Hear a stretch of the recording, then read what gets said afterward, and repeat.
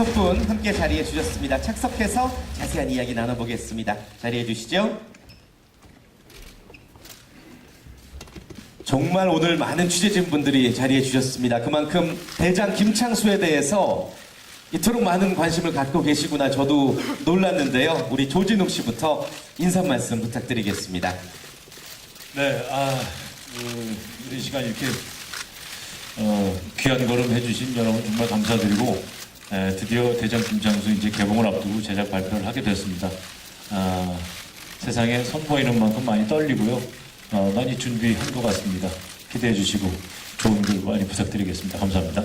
네, 감사합니다. 조진욱 씨. 계속해서 송승헌 씨. 예, 이렇게 이른 시간부터 와주신 기자 또 관계자분들 너무나 감사드리고요. 오늘 드디어 대장 김창수 제작 보고회를 하게 돼서 저 또한 너무나 긴장되고 굉장히 설레이기도 합니다. 저는 뭐 대장 김창수에서 강영식 소장역을 맡은 송승헌입니다. 반갑습니다. 네, 정만식 씨. 예. 반갑습니다. 정만식입니다. 제작 보고이니까 보고 잘 드리겠습니다. 감사합니다. 반갑습니다. 정진혁 씨. 네, 안녕하세요. 이거 많이 와주셨네요. 아마 저희 영화에 대한 기대가 기자 여러분들께도 많은 것 같습니다. 감사드리고요. 오늘 뭐 재밌게 얘기 잘 나누고 많은 응원 부탁드립니다. 고맙습니다. 고맙습니다. 이원태 감독님. 안녕하세요, 이원태입니다. 이 영화를 되게 만들고 싶어 했었고요. 오랫동안 준비를 했는데 제가 이 자리에 지금 앉아 있는 것 자체가 저 개인적으로 너무 영광이고 아주 잊지 못할 시간인 것 같습니다. 오늘 재밌는 시간 이 배우님들하고 같이 보내도록 하겠습니다. 감사합니다. 감사합니다. 고맙습니다. 배우분들과 감독님들도 이렇게 영화를 여러분께 처음으로 공식적으로 선보이는 자리인 만큼 설레고 또 긴장된 마음 조금씩 갖고 계신 것 같습니다. 다양한 이야기 지금부터 나눠보도록 할 텐데 잠시 좀 숨 돌릴 시간을 드릴게요. 우선은 대장 김창수가 과연 어떤 인물인지, 그리고 그를 대장으로 만든 주변 사람들, 인물들은 누가 있는지, 그리고 그 속에서 어떤 배우들이 과연 어떤 역할을 맡았는지 자세히 영상을 통해서 소개해 드리도록 하겠습니다. 캐릭터 영상인데요. 저희가 이름을 붙여봤습니다. 감옥 같은 세상, 그들의 이야기입니다. 만나보시죠. 드립니다. 엄청난 열연이라는 점을 짧은 영상을 통해서도 느낄 수가 있었고, 배우분들이 정말 그 어떤 작품보다도 열정을 다해서 만든 작품이 아닌가 생각이 듭니다. 자, 아까 정만식 씨 말씀처럼 지금부터 이제 캐릭터가 어떤 캐릭터인지 좀 보고를 해드려야 되는 시간 가져보도록 할 텐데, 저희가 준비된 화면이 있습니다. 화면을 한 장씩 한 장씩 보시면서 어떤 배우분들이 어떤 캐릭터를 얼마만큼 멋지게 소화했는지 한번 이야기를 들어보겠습니다. 첫 번째 준비된 화면 주시죠. 네, 김창수 스틸부터 먼저 만나보도록 하겠습니다. 굉장히 기계 넘치는 김창수의 모습이 고스란히 느껴지고요. 옆에는 이제 키워드들이 3가지가 있네요. 기세 등등, 싱크로율 100%, 고생 대장. 자, 먼저 조진웅 씨, 이처럼 기세 등등한 김창수 어떤 인물입니까? 예, 좀 고생스러웠던 인물입니다. 말 그대로. 네네. 굉장히 뭐 아나무인 성격이 있고 굉장히 좀 뭐라 그럴까요? 다른 사람하고 타협을 잘 안 하는 불굴의 의지가 있는 사람이라고 저는 해석을 했으나 네. 말이 안 통하고 네. 답답하고 약간 배운 것도 없는 것 같고 상황상. 뭐 그런 인물이고, 저는 그래서 작업을 할 때 하여튼 많이 맞았어요. 아까 뭐 영상에도 잠깐 나오지만 정말 많이 맞았어요. 모든 배역에게 다 맞았어요. 거기 출연하는 제 후배 연기하는 배우들도 있었는데 네네. 어느 순간 이 녀석들이 즐기더라고요. 분명히 감독님께서 컷을 했는데 나만 들었나? 근데 계속 지지 밟고 있더라고요. 아이고. 그래서 사정하고 그랬는데 예. 어쨌든 계속 작업하는 당시에는 이걸 내가 왜 해야 한다 그랬을까 하는 생각이 들 정도로 굉장히 고생스러웠습니다. 그만큼 그 인물 자체는 네. 아마 그 고난을 계속 헤쳐나가는 인물이 아닌가 그런 생각이 듭니다. 또 굉장히 추운 겨울에 촬영하셨고, 이 감옥 속이라는 공간적인 어떤 힘들었음이 있었을 것 같아요. 어떠셨습니까? 사실 영화입니다. 영화고요. 그렇기 때문에 1896년 당시의 어떤 상황을 고증한다고 해도 그 촬영장을 벗어나면 맛있는 밥이 있고 휴식할 수 있는 공간이 있습니다. 예. 그래서 거기 안에서 들어가서 한다는 것은 그냥 단순한 재연이었어요. 아. 그래서 그 가슴 아픈 그 현실, 그 느낌을 조금이라도 제대로 표현하고자 했는데 사실은 솔직히 말씀드린다면은 10,000분의 1, 10,000,000분의 1도 저희는 감당이 할 수 없었죠. 그만큼 실화에 비해서. 예, 그렇죠. 예. 더 우린 윤택했을 거예요. 그렇게 해서 실제 당시 상황을 좀 더 구체적으로 그리고자 한다면은 아마 보는 상황이 너무 힘들 거 네, 아닌가. 그래서 네. 그랬음에도 작업하는 당시에도 굉장히 힘들었는데 예, 실제 당시는 어땠을까 하는 생각을 겸허히 받아들이면서 네. 우리는 감내할 수 있어야 한다. 예. 추위 정도는 뭐 아무것도 아니었다라는 생각이 들더라고요. 예. 실제로 타임머신을 타고 김창수를 만나봤으면 하는 이런 생각이 들 정도셨습니까? 어떻습니까? 단 1초만이라도. 제가 명량이라는 영화를 할 때 최민식 선배님께서 굉장히 고민을 하시다가 그런 말씀하셨어요. 단 1초라도 그 사람 발끝이라도 보고 싶다고. 이순신 장군을. 네네. 예, 그 당시 상황을 전혀 자기는 알 수가 없으니까. 그런데 저도 마찬가지였어요. 그 당시 상황 정말 그냥 재현해내는 배우로서 간절한 바람일 수 있겠습니다만은 굉장히 좀 뭐랄까 바보 같은 한심스러운 이야기일 수도 있겠습니다. 하여튼 그런 생각이 굉장히 많았어요. 그 정도로. 예. 네. 감내할 수 없는 그런 상황이겠죠. 예. 그러나 상상할 수밖에 없는 게 너무 죄스러웠고 그래서 그것을 고스란히 담기 위해서 많이 노력을 모든 스태프들 배우들이 다 같이 했던 것 네. 같습니다. 예. 좋습니다. 자, 그리고 지금 또 키워드를 보면 싱크로율 100%. 이제 이거는 감독님께 좀 여쭤봐야 될 것 같아요. 시나리오 작업하실 때 이 김창수 역할을 조진웅 씨만을 염두에 두셨다고 제가 이야기를 전해 들었습니다. 정말로 싱크로율 100% 완벽하게 일치하셨다고 생각이 드는지요? 예, 한 3, 4년쯤 전에 제가 이제 시나리오 초고를 다 쓰고 지금 이제 저희 영화 제작하신 장원석 대표한테 전화를 바로 했어요. 예. 이런 이야기의 시나리오를 방금 다 썼다. 지금 보내드릴 텐데 나는 김창수를 조진웅 씨를 생각하고 썼다. 이분하고 같이 일을 하고 하면 좋겠다. 그렇게 이야기를 했어요, 제가. 네. 이 작품을 이제 밖으로 내는 첫 마디가 그거였죠. 근데 그때 저한테 이제 전화로 했던 대답이 지금 진웅이 만나러 가고 있는데 마침. 예, 택시를 타고 이제 제 전화를 받은 거죠. 예. 그 조진웅 씨 만나러 가는 길에 제 전화를 받았고 바로 이제 가서 진웅 씨에게 이 작품 이야기를 한 거죠. 그날. 예. 그게 3, 4년 전. 그게 3, 4년 전이었고요. 예. 그 3, 4년 동안 저는 이제 뭐 각색도 해야 되고 여러 가지 과정들이 있기 때문에 조진웅 씨가 실제로 될 거라는 생각이 기대는 컸지만 반반이었죠. 이제 시간이 지나서 몇 년 뒤에 진웅 씨하고 첫 캐스팅 결정되고 미팅하던 날 머리부터 발끝까지 옷을 전부 새로 사서 입고 갔어요. 감독님께서. 예. 제 바람대로 된 게 너무 신기하고 잘 보여야 될 것 같고. 소녀 팬입니까? 근데 그날 중요한 게 진웅 씨도 저보고 그랬어요. 예. 저 감독님 뵈려고 이거 새로 사고 입고 왔어요. 두 분이 진짜 소개팅 하듯이. 이제 제가 처음에 시나리오 쓸 때 그 진웅 씨를 딱 이렇게 사진을 붙여놓고 썼던 이유가 뭐냐면 그 전작들을 제가 쭉 보면서 조진웅이라는 배우를 너무 좋아했습니다. 좋아했던 이유 중에 김창수라는 인물과 되게 비슷한 점들이 뭐냐면 우직함. 그러니까 물러서지 않고 돌아가지 않고 직진할 수 있는 그 우직함. 그 다음에 그 남자의 그 사내다움, 강함. 그 강함. 근데 그거보다도 사실 저한테 더 중요한 건 뭐였냐면 우직함과 강함을 가지면서도 동시에 섬세함을 가진 배우라고 저는 생각을 했거든요. 감옥이라는 거친 세상에 들어와서 세기만 하면 견딜 수 없고 어느 정도 이렇게 감정적으로 무너지는 순간들을 표현을 해내야 되기 때문에 그래서 우직함과 강함과 섬세함을 다 가진 한마디로 요약하면 따뜻한 카리스마를 가진 배우다.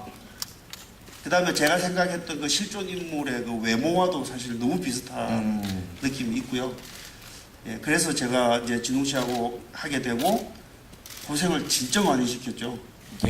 영화 하시면서. 그래서 너무 이제 촬영장에서 좋으면서도 미안하고 예, 그랬었습니다. 여러분 그래서 이 말이 제일 중요합니다. 예. 이렇게 해서 캐스팅을 해서 고생을 시켰다가 중요한 거예요. 아니, 다 필요 없고요. 고생한 게 중요한 거예요. 어떻게 보면 좀 운명과도 같은 만남 그런 이야기를 좀 전해주신 것 같습니다. 자 계속해서 대장 김창수만큼이나 영화 속에서 조진웅 씨만큼이나 굉장히 기대되는 연기를 선보여줄 분이 계십니다. 많은 분들이 주목하고 계시고 또 기대하고 계신 분이신데 다음 화면 주시죠. 그렇습니다. 예, 이 감옥을 지옥으로 만든 소장 강영식입니다. 키워드로 좀 설명을 해보죠. 레이저 눈빛, 생애척 악역, 카리스마 대장. 예, 일단 송승헌 씨께 강영식이 어떤 인물인지 여쭤보겠습니다.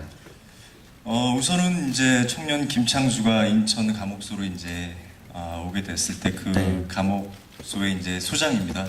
강영식이라는 소장인데 아무래도 이제 옆에 계신 저 빼고는 다 그러고 보니까 다 죄수들이시네요. 예. 예. 저한테 굉장한 이제 괴롭힘을 당하는 그런 분들이시고 저는 어떻게 보면은 굳이 따지자면은 이렇게 뭐 선과 악을 나누자면 저는 뭐 악의 축에 서 있는 인물이고 같은 조선인이지만 또 같은 조선인을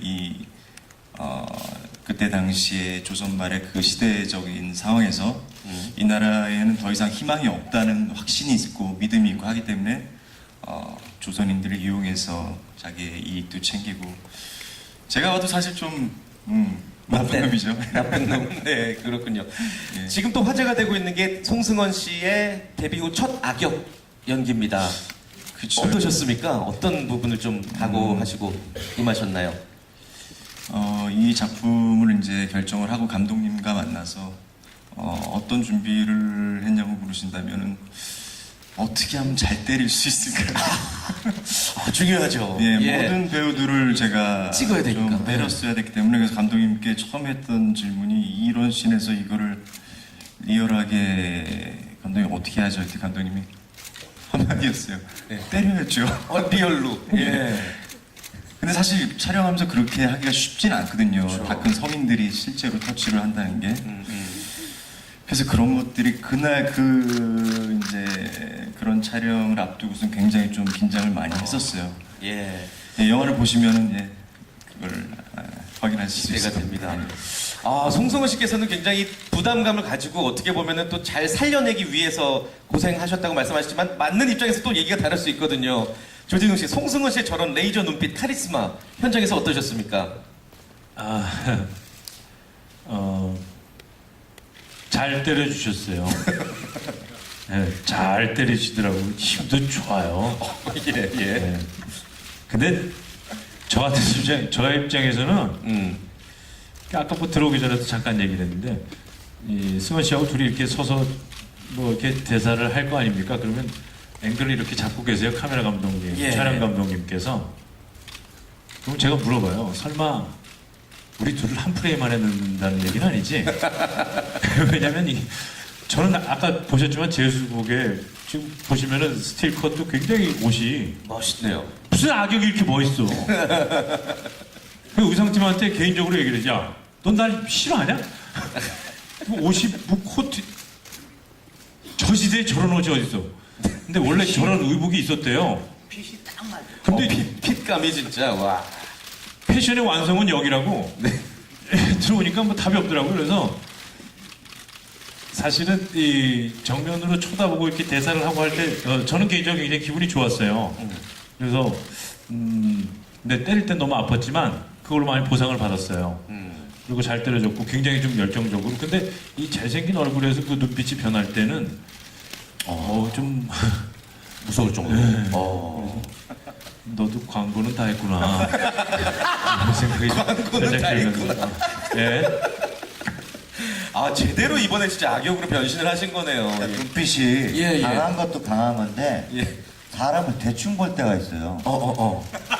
예? 어. 개 보는 거하고 비슷하게 쳐다보는 거 있어요. 대충 보는 거 있잖아요. 뭐 저런 게 있나 갑자기 싶은 입이 거 확 있잖아요. 되는. 예. 정말 기분 나빠요. 연기를 그만큼 잘하셨던 거네요. 예. 관객분들도 그 부분을 좀 주목하셔서 보셨으면 좋겠습니다. 자, 계속해서 다음 캐릭터도 한번 만나보겠습니다. 화면 주시죠.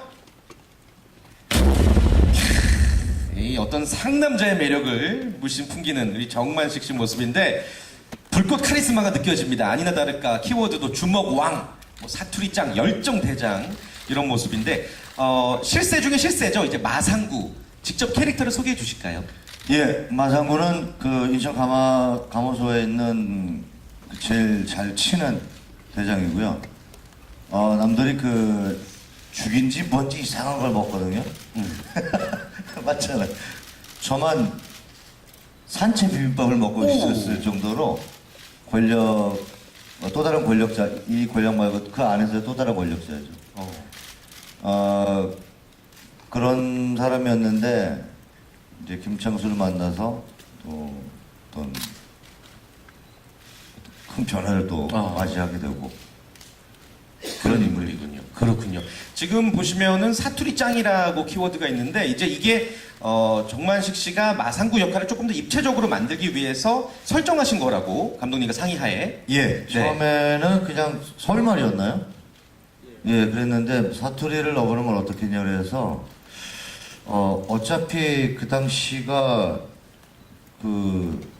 이렇게 분단이 되기 전이어서 제가 평안도 사투리를 한번 해보겠다라고 해서 평안도 사투리를 한번 썼습니다. 근데 더 거칠고 더 차갑고 그런 느낌이 더 강하게 느껴져서 예. 감독님이 해라 그래서. 그래서 이제 마상구란 캐릭터가 감독님 뭐 좀 부연 설명을 해주시죠. 아니 사실은 제가 제안을 한 게 아니고요. 예. 첫 미팅 하던 날 평안도 사투리를 쓰면 어떻겠느냐. 근데 어. 제가 그 이야기를 들었을 때 어떤 생각이 제일 먼저 들었냐면 그렇구나. 지금 이 우리 분단돼 있는 상황을 너무 우리는 당연하게 받아들이면서 제가 시나리오를 쓴 거죠. 그래서 평안도 사나이가 그 감옥에 있을 거라는 생각을 못 했는데 그 이야기를 들었을 때 그것도 이 영화가 보여줄 수 있는 하나의 의미가 되겠다. 그러겠네요. 예, 그래서 너무 좋았었습니다. 그 제안을 받았을 때. 그래놓고 이제 사투리를 까먹었다고 계속 저를 괴롭히면서. 예. 제안은 본인이 했으나. 예. 그러군요.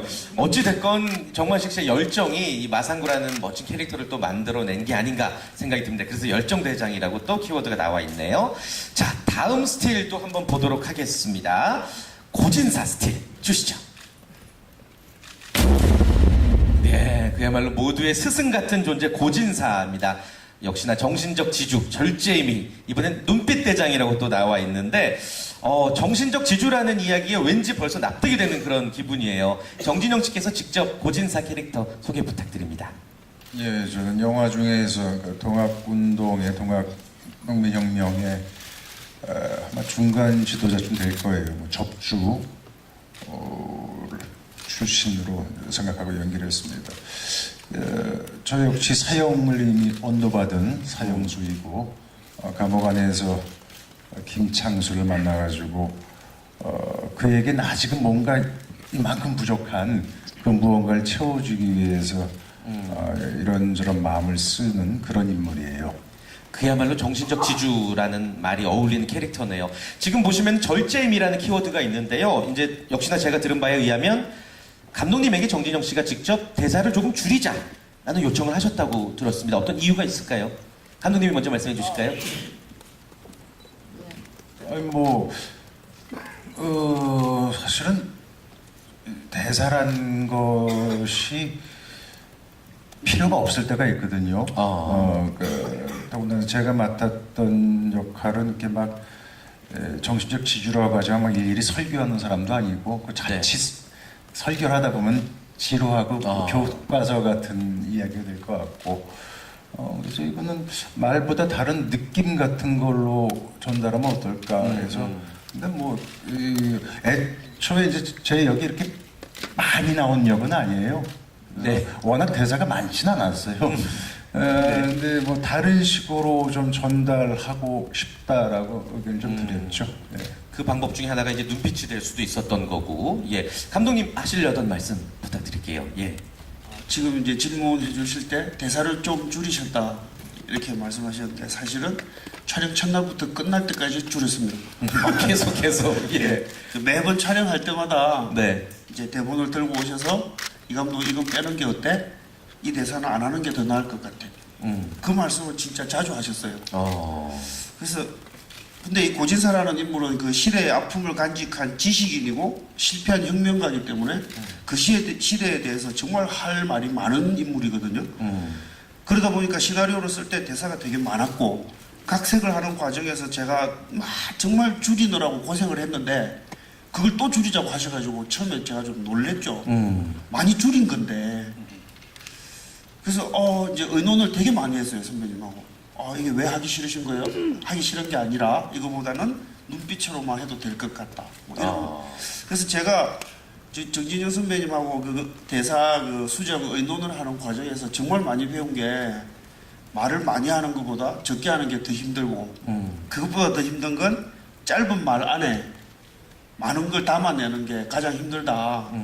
그걸 정말 많이 깨달았고요. 그야말로 절제미. 예. 그래서 이제 제가 다른 작품을 쓸 때도 아마 그때 보여주셨던 그 정진영 선배님의 말씀이 많은 도움이 될 것 같습니다. 예. 그렇군요. 눈빛 대장다운 여러 가지 좀 많은 부분을 좀 보여주신 것 같습니다. 현장에서 조진웅 씨가 정진영 씨의 눈빛에 완전히 매료된 순간이 있었다는 인터뷰를 하셨더라고요. 어떤 예. 순간이었죠? 글쎄 저는 이제 선배님의 눈빛을 보면 이 남자한테 느끼는 게 참 희한한 건데 이게 뭐랄까요? 그냥 역할이 선배님께서 맡으신 그 고진사라는 역할 자체가 그럴 수도 있겠는데 평상시 봐오던 그리고 스크린에서 내지는 이제 드라마에서 봐오던 선배님의 연기를 보면서도 그랬는데 실제로 처음 협연을 한 거는 처음인 것 같아요. 근데 예. 이번에 작업을 할 때는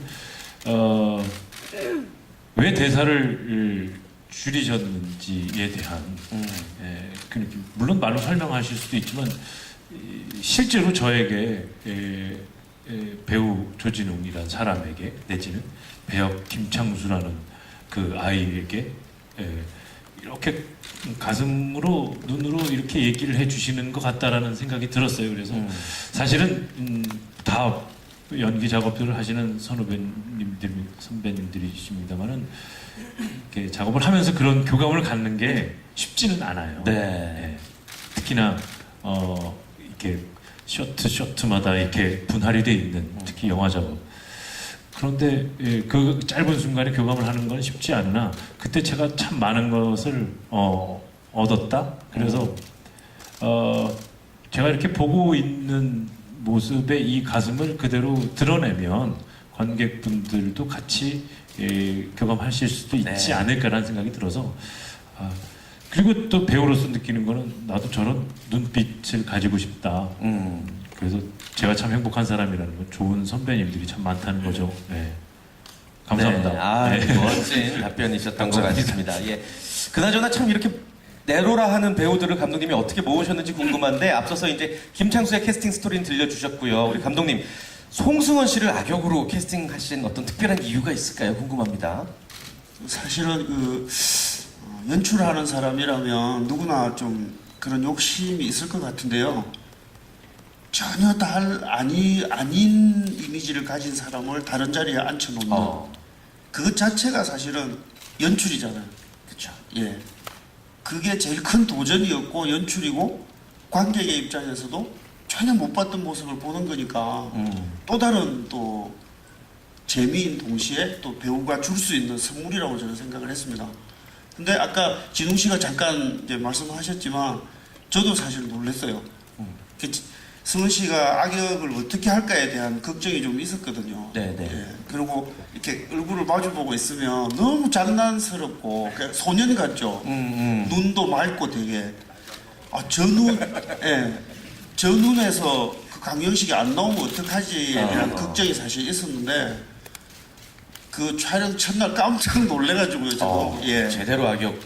저는 이제 현장보다는 모니터를 보고 있으니까 네. 그 모니터에서 처음 봤던 그 강영식의 눈빛이 정말 멋있더라고요. 같은 남자가 봐도 멋있고 강하고 이 눈에서 저런 빛이 나올 수 있구나.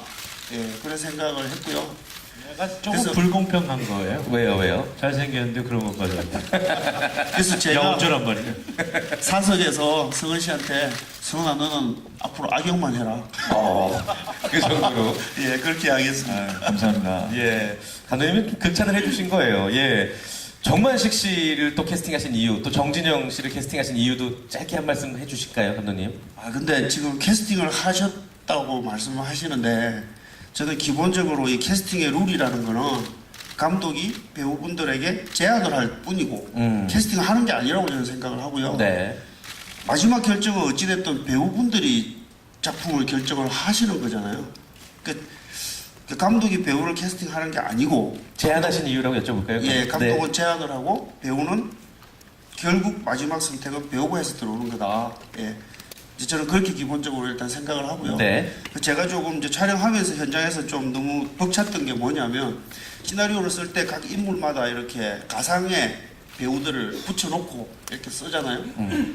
그때 제가 그 이제 위시 리스트라고 이제 굳이 말을 하자면 그 위시 리스트에 있던 배우들 거의 대부분이 실제로 캐스팅이 됐습니다. 예. 예, 그 때로는 이제 캐스팅하는 과정에서 뭐 주변에 다른 분들께서 이 배우는 어떠냐 이런 제안이 들어온 분도 있는데 제가 예, 안 하고 처음에 그 위시리스트의 배우분들 끝까지 제가 이제 분들도 몇 분 계시고요. 그러니까 뭐 그게 비결이나 이런 건 아닌 것 같고 저의 간절한 바람을 우리 배우님들이 잘 선택을 해주신 거라고 저는 생각을 합니다. 네. 제가 모은 거는 말도 안 되는 이야기인 것 같고요. 그래요. 예, 예. 감독님의 어떤 진솔한 바람대로 이렇게 영화가 캐스팅부터 촬영 또 이렇게 제작 보고까지 쭉 이렇게 순리대로 흘러온 것 같습니다. 예. 자, 그렇다면 저희가 지금 말씀드리고 있는 대장 김창수가 탄생하기까지의 이야기를 영상으로 담아 봤거든요. 제작기 영상을 보시고 못다한 이야기 또 나눠보도록 하겠습니다. 다시 한번 고생하신 배우분들에게 박수 부탁드립니다. 제작기 영상 만나보셨습니다. 엄청난 영화가 탄생한 게 아닌가라는 생각 개인적으로 들었는데요. 지금부터는 우리가 못다한 이야기들 한번 숫자로 풀어서 이야기 들려드리는 시간 가져보겠습니다. 이름하여 숫자로 미리 보는 대장 김창수. 자, 영화를 이야기를 나눠보기 위해서 저희가 몇 가지 숫자들을 지금부터 보여드리도록 할 텐데, 자, 첫 번째 숫자는 바로 이겁니다. 보여주시죠. 1. 예. 대장 김창수 하면 딱 1이라는 숫자가 떠오르는데 어떤 이야기인지 다음 화면을 통해서 확인해 보겠습니다. 예, 1. 이원태 감독님의 첫 영화입니다. 첫 데뷔작입니다.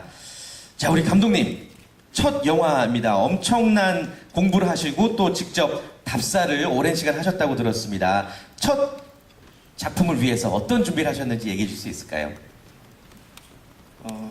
제가 이게 역사를 소재로 하는 영화다 보니까 제일 중요한 게 저는 그 시대에 대한 공부라고 생각을 했었거든요. 네. 예. 그러니까 역사를 소재로 영화를 만들면 재구성을 할 수밖에 없는데 지식이 없는 상태에서 재구성을 하면 그건 직무유기라고 생각을 했고 너무 위험한 짓이라고 생각을 했습니다.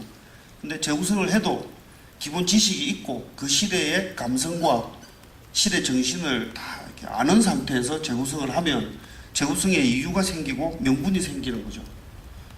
그런 좀 의무감에 사로잡혀서 공부를 제가 할 수 있는 만큼은 다 했습니다. 그래서 뭐 지금 현재도 그대로 남아 있는데 인천 계양장 쪽에 가서 답사도 여러 번 했고요.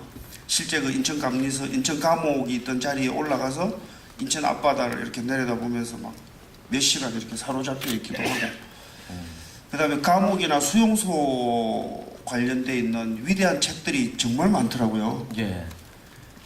그 책들을 제가 읽으면서 정말 감옥이라는 건 인간의 절망의 끝이구나. 예. 거기서 에피소드들 하나하나가 저한테 이렇게 들어오면서 이제 우리 영화로 이렇게 제가 녹이려고 노력을 엄청 많이 했습니다. 예. 뭐 그런 공부를 했고요.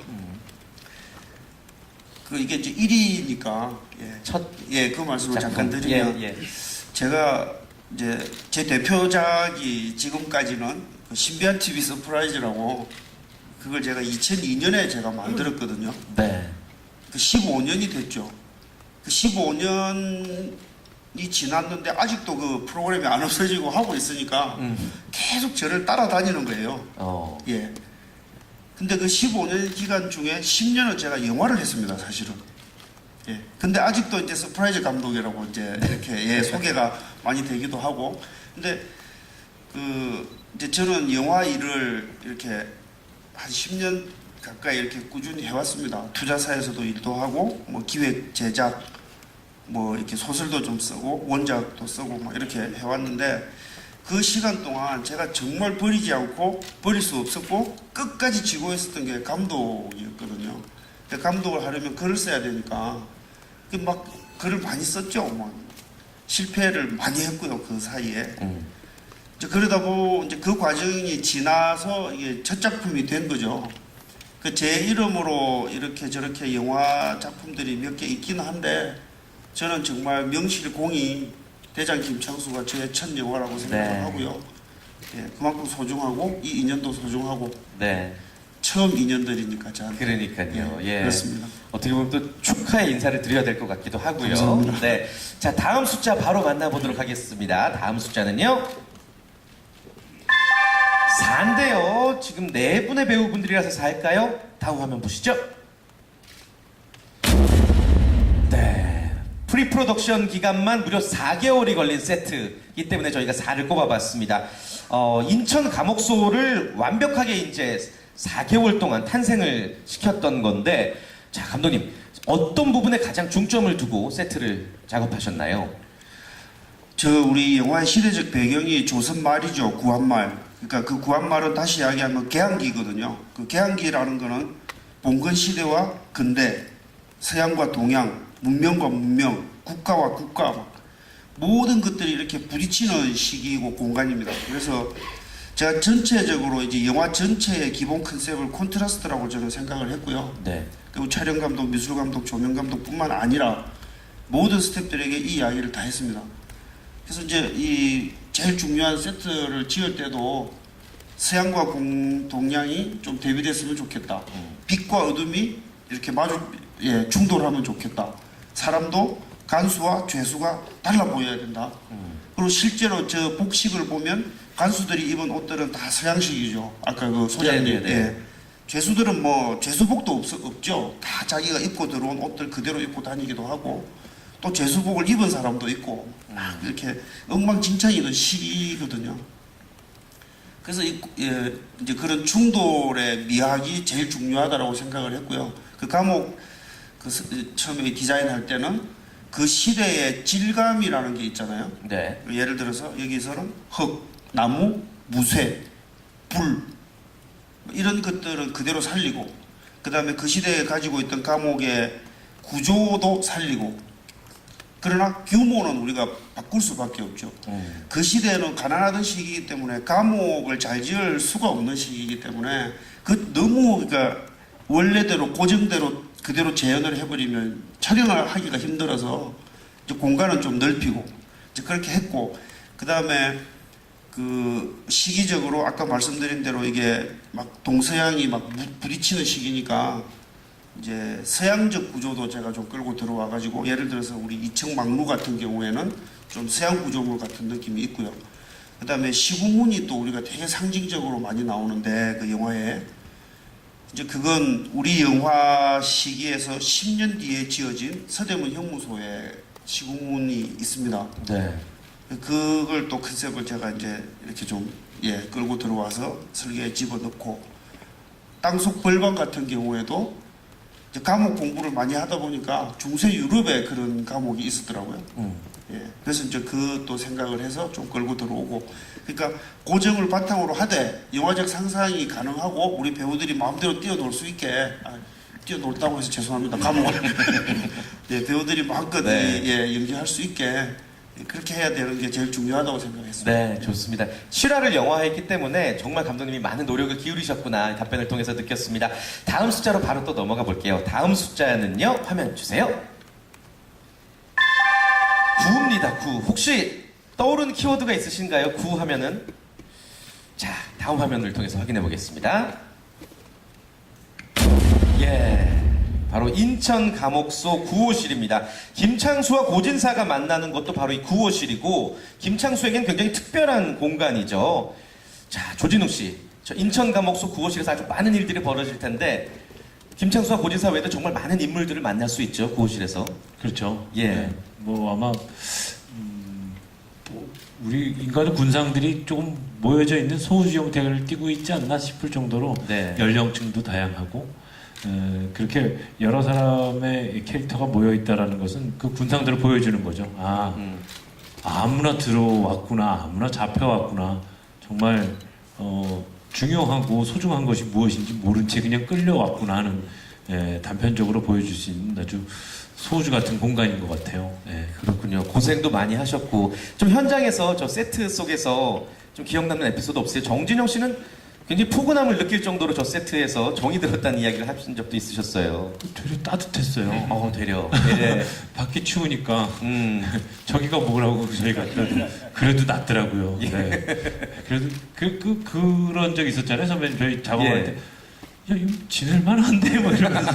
실제로는 그렇지 오래 있다 않았겠지만. 보니까. 네, 실제로 인천 감옥소에 수감했던 그 방들은 그렇지 않았죠. 그러나 예. 저희는 아까 감독님께서도 언급하셨지만 촬영을 하기 위한 용이한 공간으로 하기 위해 공간도 좀 넓었고 실제로는 뭐 상상할 수도 없지만 저희는 작업할 때는 포근한데 괜찮은데 어떤 의미였었나요, 정진영 씨? 예, 뭐 저는 감옥에 관계된 영화를 몇 개 했어요. 7번 방에서 먼저 그쵸. 죄송하게 네. 그 전에 뭐 다른 영화들이 있었고 저기 우리 만식 씨도 죄수이고 다른 배우들도 죄수인데 김창수와 같은 방에 있는 사람 저 사람들이거든요. 네. 굉장히 연령대도 다양합니다. 저기 가운데 있는 친구가 서원인데 아마 분장을 저렇게 잘 못 알아보실 이서원 수도 씨. 있을 거예요. 예. 아주 꽃미남 애기거든요. 그쵸. 이제 갓 성년이 된 옆에 있는 규수 형님까지 정말 나이 차이가 몇십 년 나는 한 40년 차이 날 거예요. 네. 같이 어울려서 뭐 이런저런 연기를 하는데 저기 세트 안도 있고 그냥 진짜 노천 바닥도 있는데 그날 굉장히 추운 날이었어요. 예. 근데 그 노천 바닥에 길바닥이죠. 오픈 세트니까 들어갔다 누워 있는데 흙바닥에 이게 진짜처럼 느껴지는 거예요. 이 사람들이 같이 누워 있는 이 사람들이 진짜처럼 느껴지더라고요. 이 사람들이 그들의 어려운 마지막 삶을 이 안에서 그나마 서로를 의지해서 살았겠다라는 생각이 들더라고요. 그래서 이제 네, 서로의 의지가 되는 사람들이었던 것이 아닌가. 네. 예, 그런 생각이 듭니다. 그렇군요. 알겠습니다. 자, 숫자를 통해서 대장 김창수 알아보고 있습니다. 다음 숫자도 아주 재밌는 숫자인데요. 만나보시죠. 501. 예. 501, 501. 조진웅 씨 혹시 좀 저 숫자가 낯익지 않으세요? 아직죠. 그쵸? 조진웅 씨는 지금 감을 잡으신 것 같아요. 화면 보시죠. 501호 종래 대장 조진웅. 조진웅 씨가 묵었던 숙소 방호수가 501호였습니다. 그래서 매일 촬영이 끝나면 501호에서 배우분들과 스태프분들이 종례를 했다고 이야기를 들었는데 정만식 씨 기억나세요? 예. 어떤 이야기를 주로 나눴나요? 작업에 대한 이야기가 많았고요. 네. 그만큼의 또 쓸데없는 얘기들도 많았고요. 옛날 얘기도 많았고, 요즘의 영화들 얘기도 했고, 또 지금 우리가 하고 있는 작업에 대한 이야기도 많이 했고, 굉장히 많은 이야기를 해서, 그 얘기는 곧 오래 있었다는 얘기죠. 종례 시간이 많이 깊디다. 아 그래요? 새벽까지. 빨리 좀 끝냈으면 좋겠는데, 안 가요들. 아 그래요? 지네들 방이 있는데들 안 가요. 방 주인이 쓰러질 때까지 있는 것 같아요. 저도 한 두 번, 세 번 한번 참석을 했었는데, 예. 근데 그만큼 끈끈해서 뜨거워서들 할 얘기도 많고 헤어지기 싫었나 봐요. 그러셨군요. 좀 사람 살아가는 이야기들 나누셨군요. 송승헌 씨도 501호로 가셨던 적이 있으세요? 아니요, 저는 네. 그 촬영 전에 네. 이제 진웅 씨의 이제 그 주량 너무 얘기를 많이 들어서 익히 들어오셨구나. 일단 같이 마시면 안 보낸다는 얘기를 많이 들어서 예. 저는 501호는 안 가고 다른 곳에서 이제 식사하면서 짧게 먹고 이제 저는 피곤해서 잔다. 저는 안 갔습니다. 참 다행이라고 생각합니다. 다행히 감독님도. 예. 근데 한 달 반 지나서는 예. 진웅 씨가 가라 그랬어요 애들한테. 아우, 너무 오래 얘 있더라고. 가서 다. 예. 안 가는데 어떻게 지내가?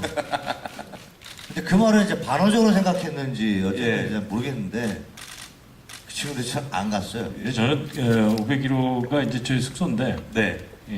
그 모텔 방이죠. 예, 예. 이게 다 따로 이렇게 있으니까. 근데 어떻게든 촬영이 마치고 나면 다들 이렇게 모여서 한잔 하고 싶은데 뭐가 빌미가 없을까? 오늘 선배님 뭐 한잔 하시죠? 이것도 하루 이틀이죠. 예. 뭔가 이게 뭔가 이게 없을까 하다가 종례라는 것은 시스템화 시키셨구나. 매일 마치면은 어쨌든 필연적으로 해야 되는 거잖아요. 예. 그걸 마쳐야 하루가 정리가 되는 거니까. 그래서 오늘 종례 참석자 발표하겠습니다. 뭐 해서 뭐 이렇게 하고 열애 대상이 이제 정진현 선배님, 정기수 선배님, 그다음에 이승목 선배 뭐 이렇게는 돼 있고 제 밑으로는 무조건 참석이고요. 예.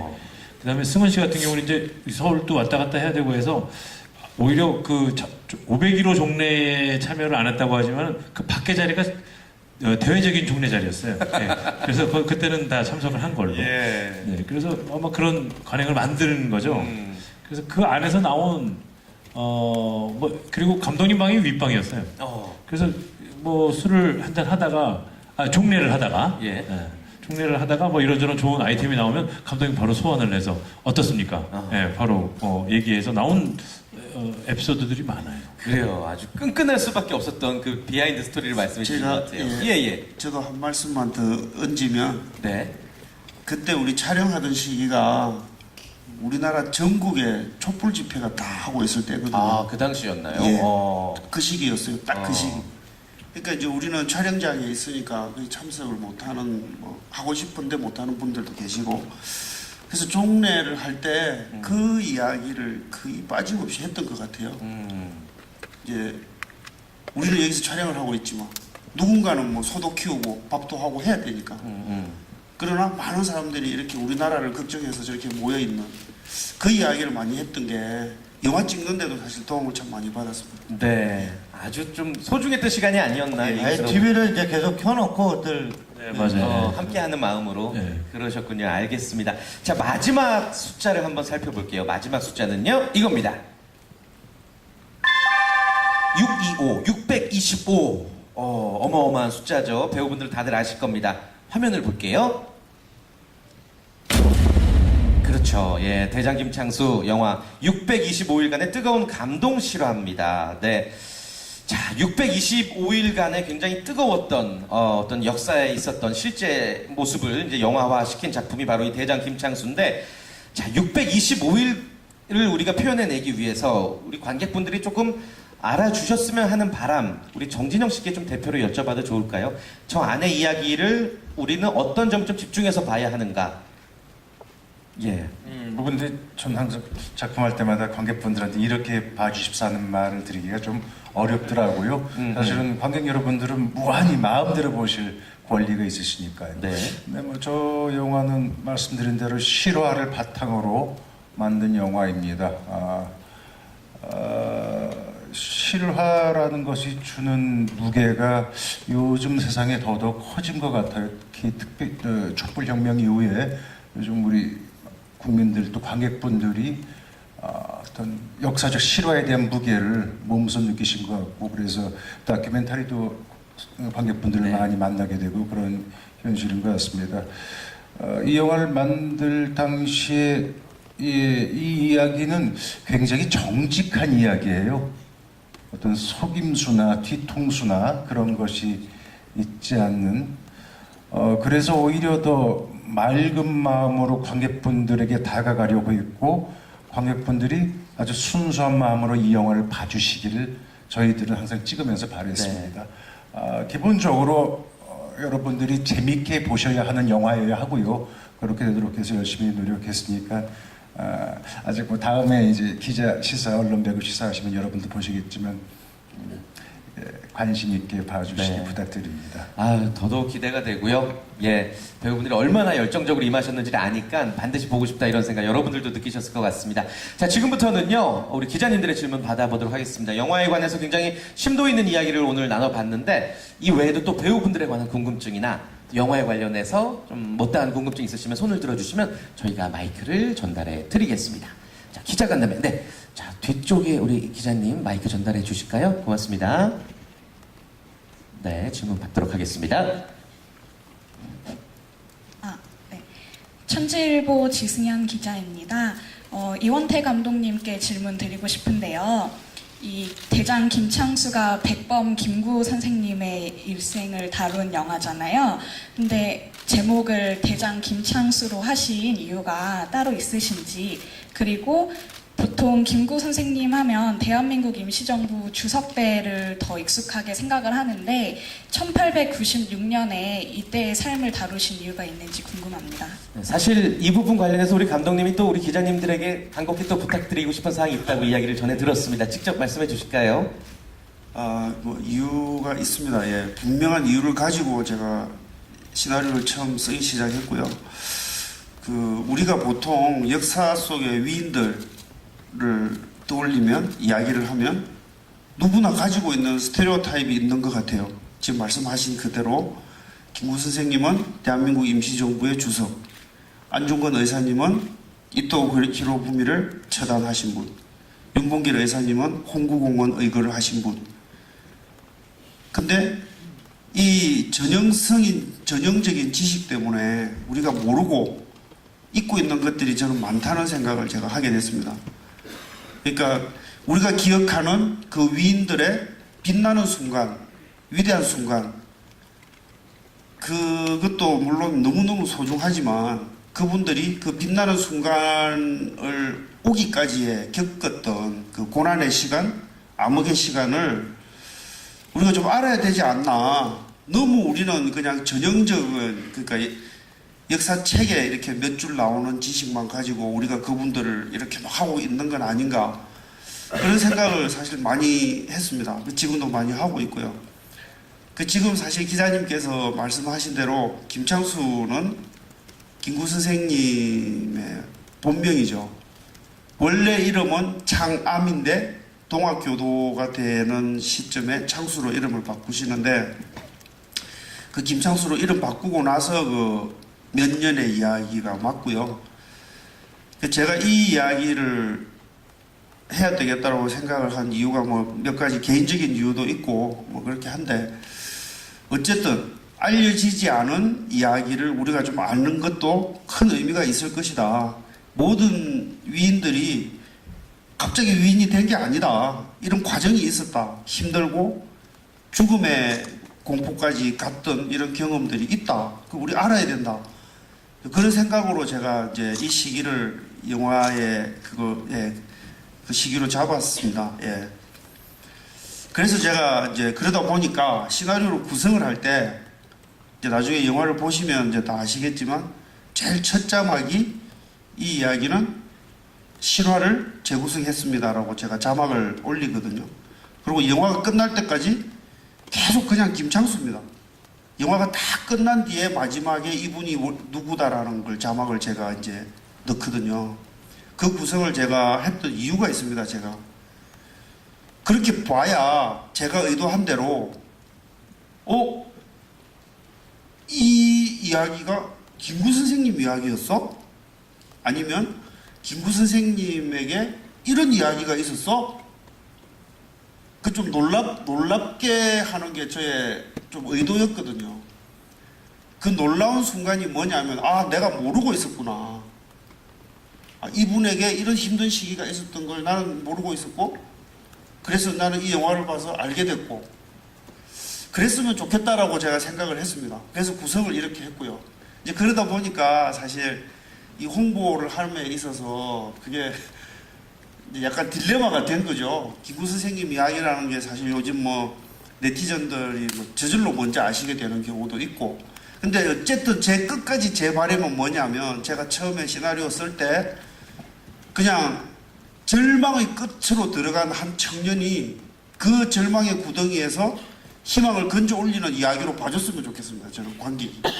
관객분들이 오실 때, 야, 김구 선생님 이야기다! 이러고 오시는 것보다 그냥 평범하고 천한 한 청년이 그 안에서 막 좌충우돌하면서 변해가는 이야기, 그렇게 봐주시면 좋겠고요. 그 사람이 알고 봤더니 이 사람이라는 덤이라기보다 제가 아까 말씀드린 좀 놀라운 각성 효과? 그게 제 의도기 때문에 그 이제 기자님 질문 나오신 김에 제가 좀 간곡하게 부탁을 드리면 지금 이제 제 이런 의도가 미리 좀 이렇게 알려지지 않고 관객분들께서 모르고 오셔서 이 영화를 보시고 마지막에 그걸 알게 되시고 그러면 안중근 의사님에게도 이런 이야기가 있지 않을까, 윤봉길 의사님에게도 이런 이야기가 있지 않을까, 그런 생각들을 조금씩이라도 하시면 좋을 것 같아서 네. 예, 그래서 그 부탁을 좀 간곡하게 제가 좀 드리고 싶습니다. 네. 어떤 말 예, 네, 제가 말을 좀 조금만 더 드리겠습니다. 제가 예. 뭐 이런 말씀 드리면 좀 뭐하지만은 뭐 대장 김창수 대장이죠. 대장 김창수로 가는 과정인데 처음에 이원태 감독님께서 시나리오를 주시고 제가 받았을 때는 못합니다라고 얘기를 했었어요. 그건 당연히 김구 선생님이 후광이 있었기 때문입니다. 그런데 시나리오를 봤을 때 이것은 내가 왜 3년이 지나서 이걸 할 수 있게 되었느냐, 그 정도의 제가 뭐 깜냥이 되어서 하겠느냐, 그건 아니었습니다. 그게 뭐냐면요, 이 평범하고 천한 이 사람이 대한민국의 주석이 되어서 독립에 큰 몫을 하게 되죠. 그리고 구국의 아버지가 됩니다. 그것은 뭐냐면 천하고 평범한 사람, 그러니까 이 시대에 살고 있는 그 누구라도 천하고 평범하나, 그 누구나 슈퍼히어로, 난 가능하다고 생각하고 그 삶의 그 삶이 상당히 소중하다고 생각하는 거죠. 그래서 저도 그러니까 이게 배우입니다만 제 삶을 소중하게 느끼고 그렇게 거듭 나갈 수 있겠구나라는, 그래서 삶은 소중하고 우리 각자 모두가 굉장히 인간으로서 존엄받을 필요가 있는, 거기에 포인트가 있는 건 아닌가 생각을 해서 저는 이 시나리오를 선택하게 된 이유를 말해버렸네. 뭐 하여튼 네, 그런 거예요. 네. 자, 감독님과 또 조진웅 씨가 전달하고자 하는 바가 잘 전달이 됐기를 바라고요. 다시 한번 저도 뭐 주제 넘게 정리를 하자면은 감독님의 연출 의도는 그야말로 이제 서프라이즈인 거죠. 우리 관객들에게. 공교롭게 또 서프라이즈네요. 관객들이 좀 이 부분에 있어서 뒤늦게 좀 알고 놀랬으면 하는 바람을 가지는 건데, 그게 감독님의 오랜 세월에 걸친 또 많은 분들과 함께 작업을 하면서 꼭 전하고자 하는 연출 의도가 아닌가 생각이 듭니다. 그 부분을 우리 또 취재진분들께서도 꼭 참고를 해 주십사. 다시 한번 좀 바람을 저도 전달을 드려봅니다. 자, 다음 질문 또 받아볼게요. 네, 손 들어주셨네요. 고맙습니다. 안녕하세요. BNT 뉴스 김영재 기자라고 합니다. 감독님께서 되게 열변토하시고 좋은 말씀 많이 해주셨는데 제가 약간 찬물을 좀 끼얹는 얘기일 수 있는데 많은 분들이 궁금해하셔서 질문 하나 드릴게요. 잠시만요. 아까 고정을 바탕으로 하되 영화적 상상력에서 배우들이 마음껏 연기할 수 있게 하는 것이 중요하다고 하셨어요. 저도 이 점에 동의하는데 최근에 군함도도 그렇고 한국 관객들이 역사의 상업적 이용에 관해서 굉장히 엄한 태도를 취하고 있다고 생각하거든요. 그 점에 대해서 하나 여쭙고 싶고요. 그리고 이건 인터넷에서 약간 논란이 되고 있는데 김창수 자체가 공모 시해범을 죽인 건지 아니면 정말 상인을 죽인 건지 이 점이 확실하게 드러난 바가 없어요. 왜냐하면 증거가 없기 때문에. 근데 그걸 바탕으로 영화를 만드셨는데 어떤 사람들은 그거에 대해서 좀 노이즈를 만들 수 있거든요. 이 점에 대해서 감독님 생각이 궁금합니다. 네, 감독님 답변 부탁드립니다. 제가 아까도 말씀을 드렸는데 그 역사를 소재로 영화를 만든다는 것은 사실 만드는 사람들의 정말 엄청난 부담이거든요. 재구성을 할 수밖에 없기 때문에 재구성을 하지 않으면 그건 영화가 아니고 그냥 좋은 다큐멘터리들도 많이 있고요. 영화의 의미라는 게 저는 그런 것 같습니다. 소재가 있고, 그래서 아까 제가 말씀을 드렸던 게 공부를 많이 해야 된다. 알고 재구성을 하고 그 재구성하는데 의도가 있고 그 재구성된 게 또 우리 관객분들에게 새로운 의미와 새로운 메시지를 드릴 수 있어야 된다라고 저는 생각을 하고요. 그 점에 있어서는 뭐 계속 두려웠고요. 지금도 두렵습니다. 또 이제 물론 영화를 보신 분들께서 이렇게 저에게 칭찬을 해주실 수도 있겠지만 비난을 하실 분들도 있을 거라고 저는 생각을 하고요. 근데 제가 오늘 이 자리에서 처음부터 쭉 말씀드린 그게 제 생각입니다. 그러니까 지금 말 나온 김에 제가 좀 더 구체적으로 말씀을 드리면 김구 선생님이 그 영화를 수영 생활을 생애에 2번을 하시거든요. 저희 영화는 그 첫 수영 생활이고, 그래서 저는 이 감옥 영화에 그 2번의 수영 생활에 그 감옥 생활에 겪었던 일을 다 넣고 싶었습니다. 감옥 이야기를 또 뭐 영화로 만들 수는 없을 거라고 생각을 했기 때문에, 그래서 2번째 시절에 겪었던 에피소드가 이 영화에 들어와 있기도 하고요. 그 다음에 그 시대를 표상하는 가공의 인물을 만들어 넣기도 하고요. 그 순간순간마다 두려웠지만 저는 이유가 있었고, 뭐 어차피 이제 지금 이제 이 영화가 개봉이 돼서 세상으로 나가면 많은 평론가 분들과 관객분들께서 평을 해주실 거라고 생각을 하고요. 그러나 저는 제가 믿는 건 뭐냐면 군함도 논란이든 뭐 어떤 영화의 뭐 허구와 그 실제 그 논란이든 그 논란 자체가 저는 소중하다고 생각합니다. 몰랐던 이야기를 알게 되고 그 과정에서 어떤 게 사실이고 어떤 게 이게 흙으로 들어와 있는지도 알게 되고, 그거 자체가 저는 우리 이제 보시는 분들 모두 지적 상상력이 저는 올라간다고 생각을 하거든요. 저는 그런 생각으로, 그런 사명감으로 영화를 만들었습니다. 너무 이제 좀 숙연해지는 이야기가 된 것 같긴 한데, 그다음에 2번째 질문에 제가 말씀을, 저희 예고편에는 김창수라는 청년이 명성황후 시해범을 죽였다라고 이제 예고는 나가는데, 예고는 짧은 안에 많은 걸 보여야 되기 때문에 이제 그렇게 해서 나갔고요. 영화 본편에는 그렇게 주장하지 않습니다. 예. 그러니까 논란이죠. 지금도 백범일지에는 김구 선생님은 일본 육군 장교를 죽였다라고 적혀 있고요. 또 그 당시에 일본이 주장했던 대마도의 상인이라는 주장도 나오고요.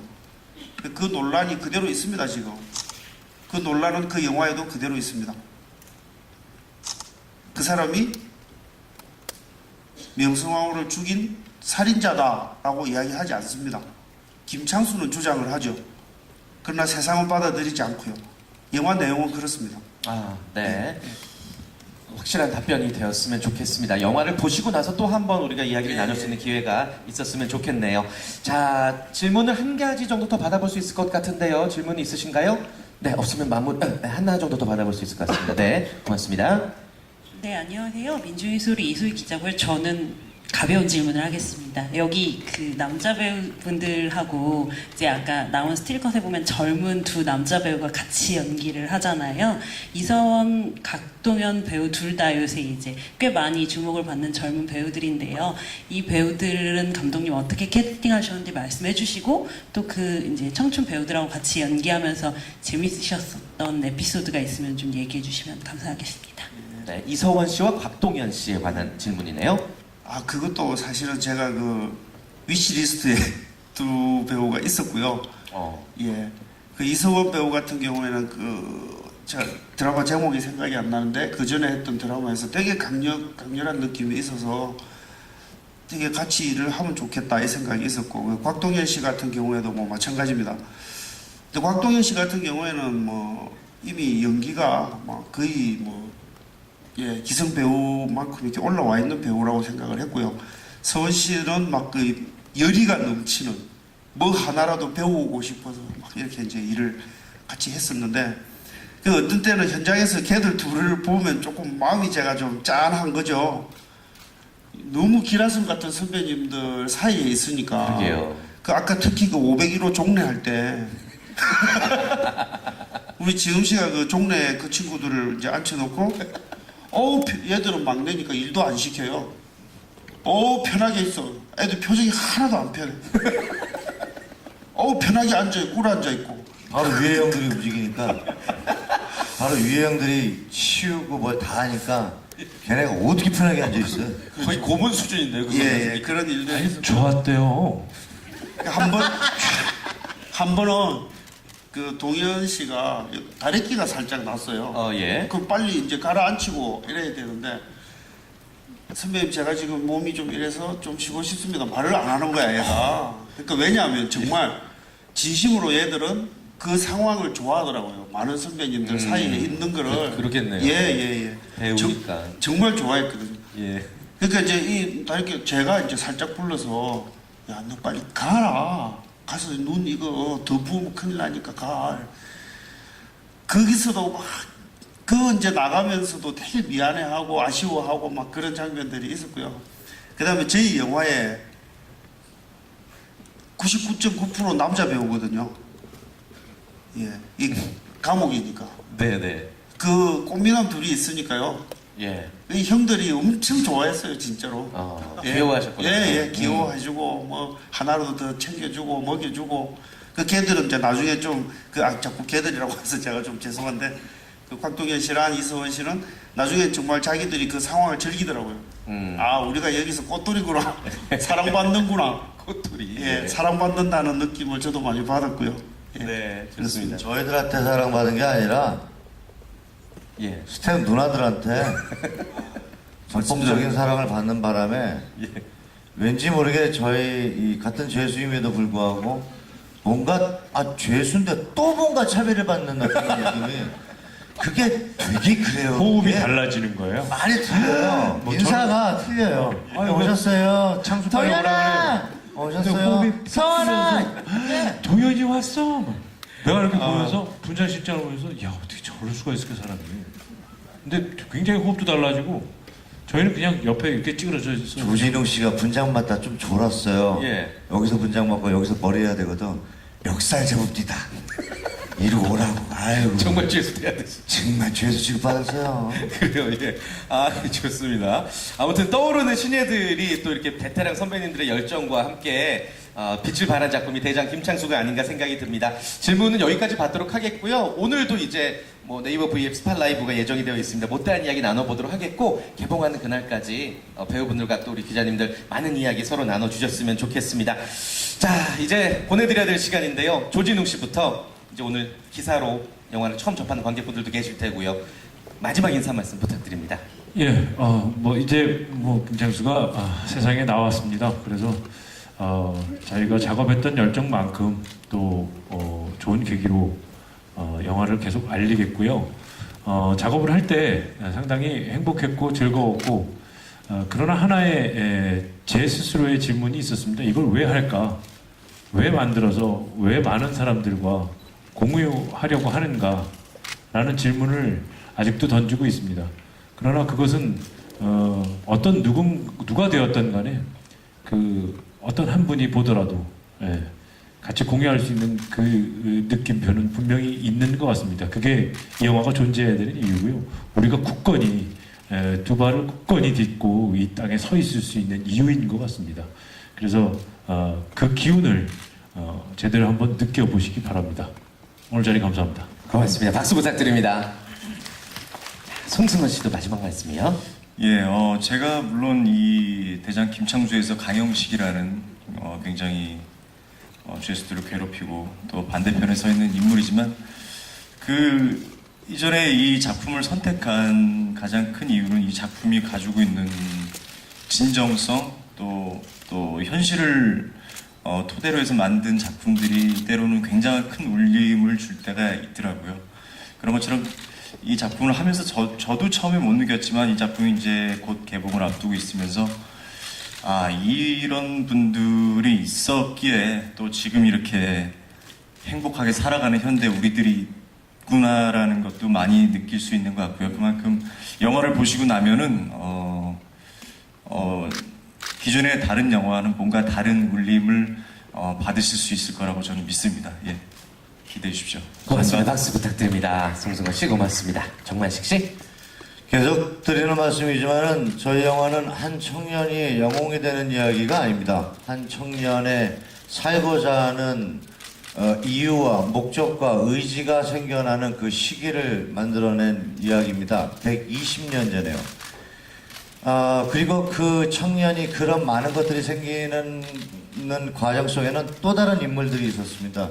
더 힘들고 더 아프고 더 지친 인간들. 그 인간들을 보았죠. 지금 이 시대에 살고 있는 지금 계신 분들, 그리고 이 영화를 보신 분들도 또 100년 후에 어느 인물이 될 겁니다. 역사 속에 또 인물이 되시겠죠. 저희 영화가 그 100년 후에 역사 속 인물이 되실 분들의 디딤돌이 되기를 바랍니다.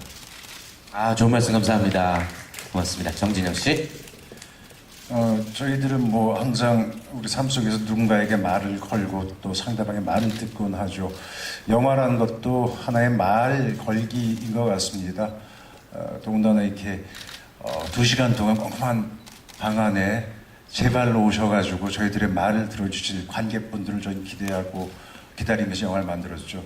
근데 때론 저 말이 이렇게 말을 잘 못해라는 들을 때도 있고 말이 좀 이상한데 거짓말 아니야라는 의심받을 때도 있고 그런 것 같습니다. 그거는 그 누구도 알 수 없는 일이에요. 다만 저희의 말 걸기는 아까 말씀드린 것처럼 굉장히 맑은 마음으로 함께 말을 걸었다는 걸 좀 이해해 주시고요. 영화 개봉 이후에 또 많은 말씀도 나눌 것 같은데 진지하게 더 만나 뵀으면 좋겠습니다. 고맙습니다. 박수 부탁드립니다. 끝으로 우리 이원태 감독님 마지막 인사 말씀 부탁드립니다. 예, 우리 마지막 인사를 하다 보니까 이제 영화가 조금 무거운 분위기처럼 제가 느껴져서 무겁지만은 않고요. 이 안에 희노애락이 다 들어 있습니다. 막 이렇게 사람 사는 공간이다 보니까 싸우기도 하고 서로 웃기도 하고 행복하기도 하고 슬프기도 하고 이런 이야기들이 다 들어 있는 이야기입니다. 너무 크게 막 의미를 가지고 이렇게 영화를 보는 것보다는 다른 영화 보듯이 재밌는 영화로 이렇게 봐주시면 저는 좋을 것 같고요. 저희들 모두 진심으로 만들었습니다. 뭐 어떤 이야기 이제 나중에 영화가 오픈되고 나면 많은 의견들을 듣게 되겠지만 진심으로 만들었다는 것은 변함이 없는 사실이라고 제가 감히 말씀드릴 수 있습니다. 여기 이제 기자님들 많이 와주셨는데 소중한 시간 내주셔서 정말 감사드리고요. 개봉하고 영화가 마무리되는 끝나는 순간까지 저희들 모두 최선을 다하겠습니다. 감사합니다. 고맙습니다. 자, 5분 포토타임 때 다시 모셔보도록 하겠고요. 귀한 걸음 해주신 5분께 다시 한번 큰 박수 부탁드립니다. 고맙습니다. 자, 왼쪽으로 퇴장하셔서 잠시만 대기해 주시면 감사하겠습니다. 영화 대장 김